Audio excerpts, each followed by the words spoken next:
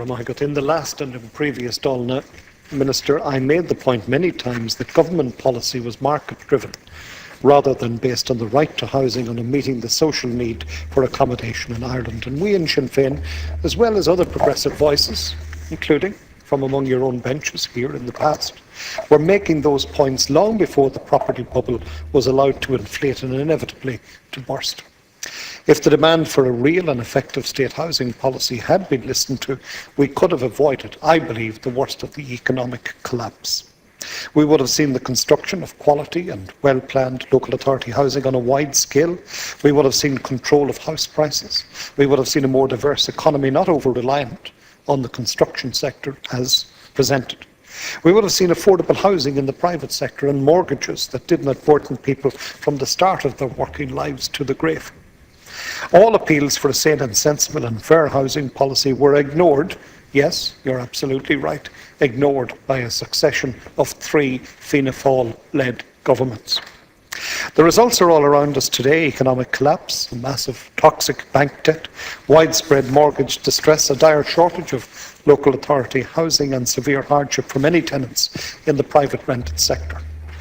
Your party leader, Minister, the present Taoiseach Eamon Gilmore, in his role as Labour Party leader in December 2008, put forward a comprehensive private members' motion here in the Dáil, similar in many respects to our Sinn Féin PMB here last evening and tonight. That 2008 Labour motion noted, and I quote from it, "The failure of the government to honour the commitment contained in the programme for government to expand delivery of social and affordable housing options to meet the needs of 90,000 households." Unquote. Now in 2013, 2 years after ye have come to office, what do we find? As our Sinn Féin motion states, this Fine Gael Labour government since 2011 has cut spending on housing by 19% to 585 million, leaving local authority housing desperately underfunded and resulting in 98,318 households on waiting lists for local authority housing in this state, a significant increase on the situation that applied only a few short years ago.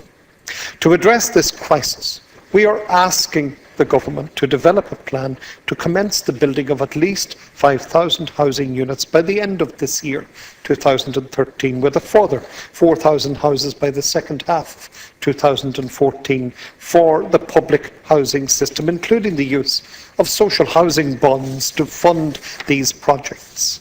We are not even asking the government to go as far as your own party's motion back in 2008, which sought the construction of an additional 10,000 social housing units each year for the subsequent 3 years. The sad fact is that this government is continuing with the housing policy of its predecessors, and that is sadly the case. A different era clearly requires a new policy, but it is not forthcoming from this government. And I'll add the words "so far," because I don't deny or doubt your sincerity in wanting to see this addressed. So I'll add the words "so far," and I genuinely hope that the situation will change. A new drive for social housing is essential. Equally essential are comprehensive measures to address mortgage distress. No one in this Dáil who genuinely represents ordinary people can be blind to the reality of mortgage distress in this state. Masses of people have been left with the toxic legacy of the inflated property bubble, and this government has taken minimal action to alleviate the problem. On the contrary, it proposes heaping debt upon debt with its inequitable family home tax. Call it whatever you like.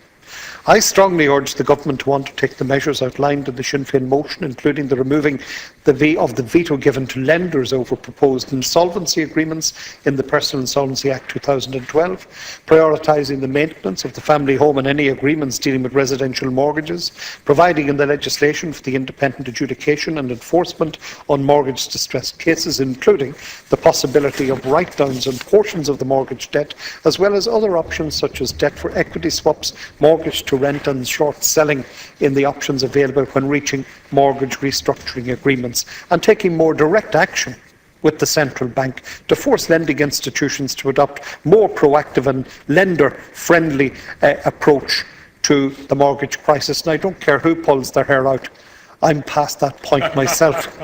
So I'll conclude with this, Cathaoirleach. The taxpayers of this state are bailing out banks and bondholders to the tune of billions. And what return are we getting? As far as hard-pressed mortgage holders are concerned, the answer is sadly zilch. So it is time, and long past time, that this government acted like a government and acted for the people and called the banks to account now, as I genuinely believe you must recognise and feel should be done. Thank you.